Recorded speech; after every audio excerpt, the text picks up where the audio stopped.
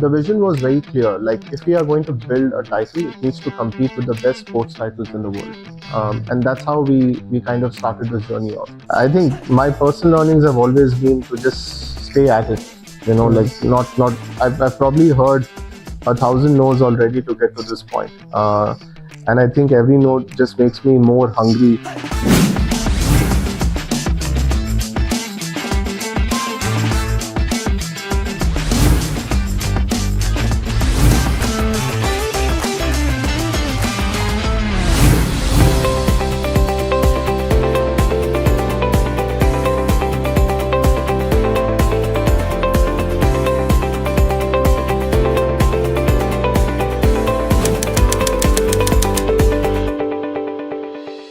Hi Karan, welcome to Open Tab. It's a series of video which we're shooting with our founders, just to understand their challenges, more about their business, the market, and have just a general open conversation. So for viewers, context is Gamma Capital invested in Lightfury Games in their first round, and so Karan, tell me. In simple terms, like if you want to explain the audience, like what is Lightfury Games, and tell us more about your first title which you are going to launch. Yeah. Well, thanks for having me on the show, Adit. I think the vision is very clear. Since we started this whole journey, it was to build AAA games from India, but also build tech in games. We want to be, a pioneering global gaming tech company that will also have its own IPs. And we want to do all of this from India, unlock India to the world. We're developing a AAA title at a fraction of a cost than what traditionally AAA titles, go through from a development journey. And I think that would unlock India and its potential to the world globally. So we're starting with that. Of course, our first title is eCricket. The PMF is a no-brainer. Cricket games traditionally have hundreds of millions of downloads. But the retention numbers are extremely poor. So everything that we're building within Lightfury, the thought process is to build with a AAA quality bar. So be it the retention, progression, the meta system, all of these parameters within the game for the gamers should be absolutely engaging and meet global standards in terms of the numbers. So that's the vision and what we're on to now. Yeah. No, great. It's a very bold vision. But I wanted to ask, like, why cricket? Because I'll give you an example. Like, I remember when Lagaan was launched, the movie with Amir Khan. Uh, a reporter asked Amir Khan that, you playing it safe, it's cricket, it's India, it's Bollywood, right? To which Amir Khan replied that, there were three, four more movies based on cricket which were released before Lagaan, and all of them had bombed at the box office. So, like, just taking a parallel from there, like, what gave you that conviction that, let me try something in cricket, wherein it's like a religion in India. Like, if you go wrong, right, you're going to get a lot of maybe, criticism. So, what led you to take that decision? Yeah. So I think, first of all, we hope we'll become the Lagaan of, the gaming world to begin with. But I think, look, if you look at all the current cricket games, right, there are over a dozen. Their retention numbers are poor. Their annual retention numbers are really low. The ad revenue is high. They're not monetized cricket games the way it should be done. So I think there's a massive white space in the cricket gaming ecosystem that we're trying to bridge. We want to build all of these features that you would expect as a gamer. Something when you play FIFA that you go through as a journey. That's how you need to feel when you play cricket on your mobile or any other platform. The thought process is very, very simple in our head. It's the second largest sport in the world. It doesn't have $1 billion IP. Can we build that? And that's the journey that we're. So you mentioned FIFA. So that would be the benchmark with which you are kind of building this game. Yes. From an AA perspective. Yeah. So AAA. I think if you look at the AAA sports titles in the world, you have NBA 2K, you have FC Mobile, FIFA, FC on PlayStation, of course. You have eBaseball, you have eFootball by Konami. So these are other games that are already in the market, and they're all $1 billion IPs. cricket is the second largest, most followed sport in the world. Second most followed sport in the world, but nothing that comes merely close. Yeah. So that's the reason we endeavored into the space. We said, great, whatever's happening is great, but I think, can we build India's first $1 billion IP on the back of something that India loves the most?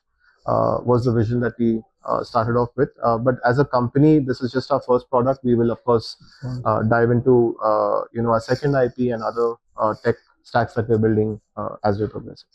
Yeah, a lot of people would say that building a triple A game from India is very tough. And I know that you've assembled the team of like Avengers, right? Like Anurag, Justin, Yeah. and all.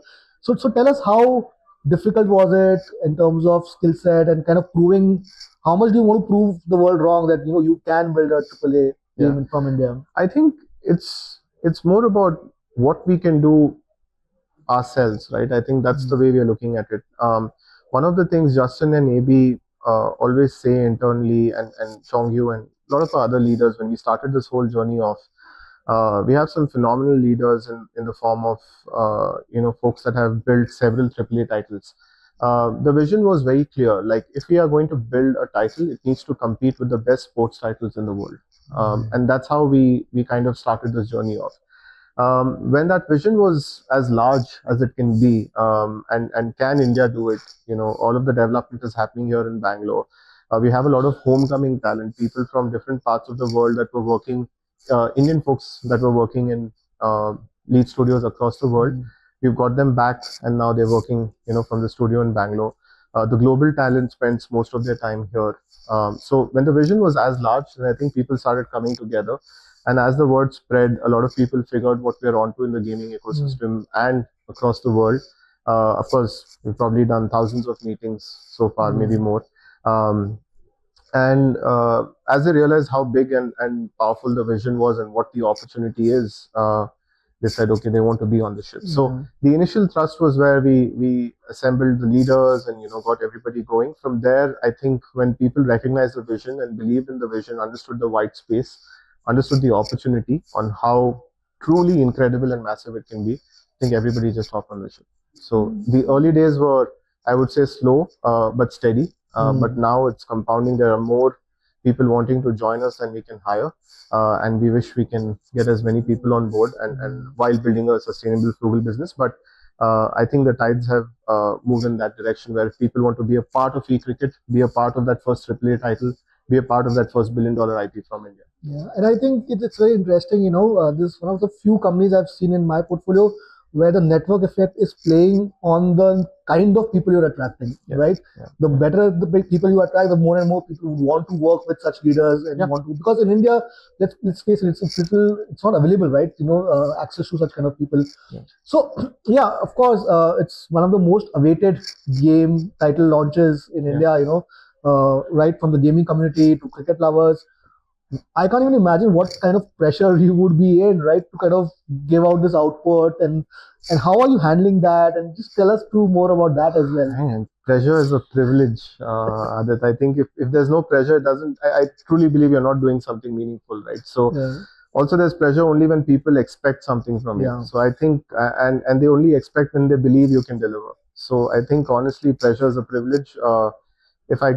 If I come to work and I feel there's no pressure, it means we're not moving forward, right? So I think in a fast-paced environment, in an environment where you want to do something that's not been done before, and also look at solving problems that haven't been solved before, pressure is a given. So it's something that we're living and breathing with, and frankly, we enjoy it. Not just me, I think everybody on the floor as well. People are working late, they're working hard. All credit to the team. I couldn't have asked for anything more from them. But I think ultimately they all recognize, initially it's always overwhelming, right? But then they all recognize that if this is what the fans want, if this is what the gamers want, then we're going to give it to them. So I think everybody is vested towards that vision. And in my head, pressure is a privilege. No, very well said. And when you kind of started working on this, typically you would want to showcase all that what you build on a console, right? But you chose mobile as the first medium, right? Tell us about that thought process and what is specifically because of Indian market, and do you have any plans going forward? Look, we're building a multiplayer game. People like to game on the move. We're looking at 10-15 minute session times. Cricket is something that everybody understands. So, from a learning curve, I don't need to educate the audience on how cricket is played, what are the rules. So the PMF is a no-brainer. Pick up on the go, play. Of course, console and PC are in the pipeline, but the massive user base that India has and the world has in terms of mobile gamers for a multiplayer game, looking at the way we could monetize it, the immediate and easiest option for us was to go for mobile. That said, we're building all our assets in the highest fidelity, 4K assets that can easily be ported onto console or PC as we move forward. So we'll ship mobile first, followed by console and PC. Got it. And what would your PG be like? Like, will these be hardcore gamers? Will this be like just people who love cricket? Any specific age group you're looking at? How are you expecting the I PG think anybody that loves cricket, right? So it could be a kid in their teens, all the way, to that father and daughter or father and son playing together. It's a sports game, right? And it's a strategy game, and it has a lot of fun attached to it. So it's something that families can bond over, and it's a very positive outcome because sports is always considered as something that stimulates the mind in a very positive way. So it's for all the age groups. I think the young can play, the old can play, they can play against each other. It makes it competitive, it makes it fun, and it's entirely strategy based. So it could be a situation where somebody who's older probably understands cricket better, but somebody who's younger could play the game better. So, and that's where it brings the balance, and you can still have fun with each other. Yeah, but in our previous conversations, you told me that there's a lot of game physics and game mechanics where it's going to become a skill thing wherein you kind of get better at it. It's not going to be as easy as just coming in and kind of hitting sixes, right? So there's a lot of depth to it, right? The way we built it with physics is, I think we spent the first 12 to 18 months building our physics system overall, right? So the weight of the ball, how does it, lose, like from a new ball, how does it lose its shine? How does it deteriorate? How does it play out in the game? What are the weather conditions? What are the pitch conditions? If it's delivered at, let's say, 140 kilometers per hour, when it impacts on the willow, on the bat, what is the response from there? And then also, are you able to take an edge? Are you able to make a clean impact on every ball? All of those things plan out, right? So if every millisecond matters in terms of timing when you play the game, and you'll feel it, when you play it. And the vision on that was, you want to have that rush when you hit a 6 or a 4, but at the same time, you want to have the strategy aspect of it, that how do I build my innings? How do I chase it down? How do I beat my friend? Or how do I compete at the highest level? So, we want to have that depth and layering in the game as you make the progression, and that also leads to retention. Every stadium that we build is a character within the game. You should feel that difference when you enter stadium A, B, or C, right? And so all of these things play out, and that's what a AAA title is. Every detail is captured in its absolute true essence, and presented, to the gamers for them to enjoy fully and wholly, right? Yeah. The ARPUs in India are at a fraction of what it would be in other, UK and Australia, other cricket playing nations. So how are you thinking about this globally eventually, and are you going to make some tweaks to the game when you launch it globally? Actually, Adit, that's the biggest myth, right? It's not a fraction. These guys are paying. They're paying for a lot of games. The Indian audience is, I'd say, one of the smartest audiences in the world. They pay for quality, and they pay only when they feel that they'll utilize this product for a longer duration. So when you look at that, and you look at the ARPU, it's a paying audience. This is the biggest myth. We've looked at data from several genres. There are several games that are making money without naming them, right? But including someone like a eSports or even a Konami in India are making more money on their football titles than the current cricket games.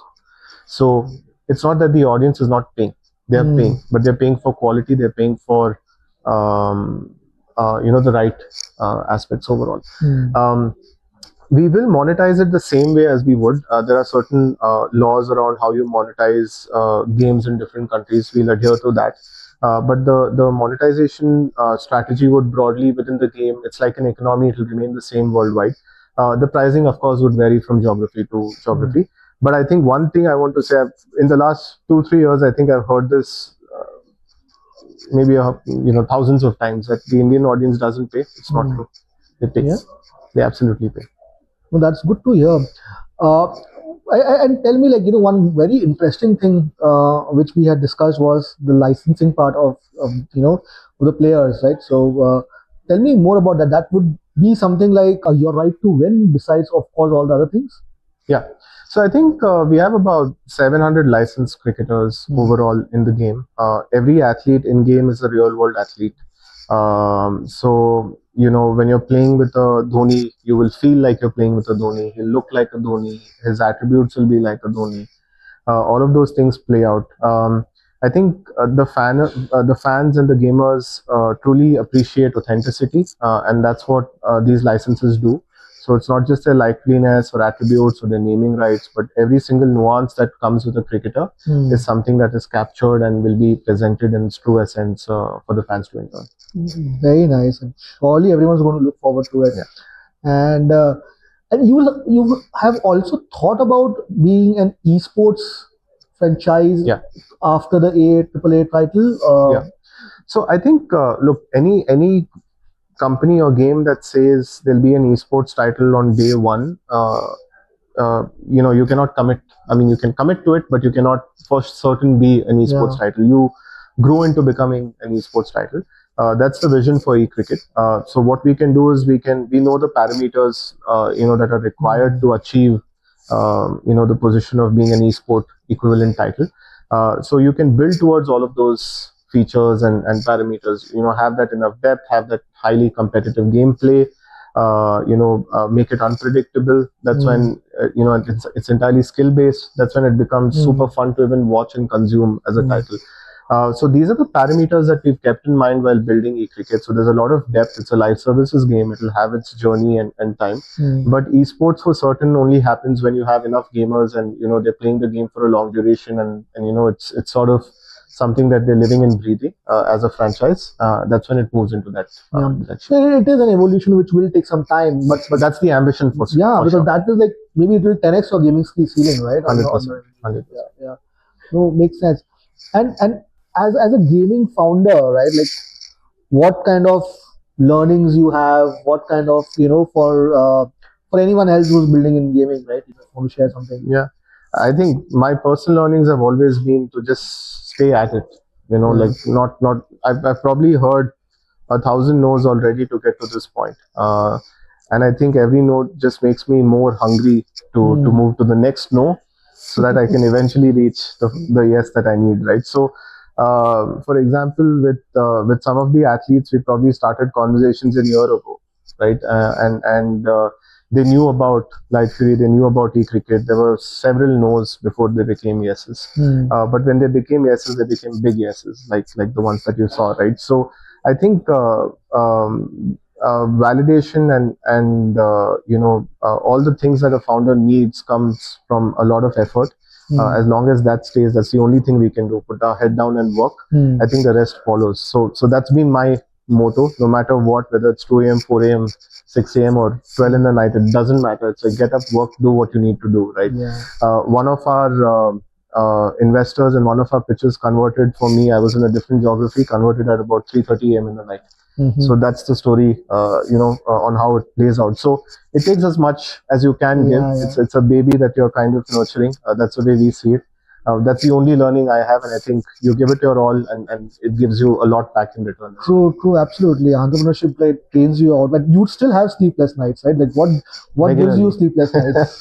I think a lot of things, right? Like it's like having a house, and not knowing what is happening in which part of the house is always in your head, right? Like you always want to know everything that's happening within that that system, right? But you can't, and that's why you have fantastic leaders to drive that ship.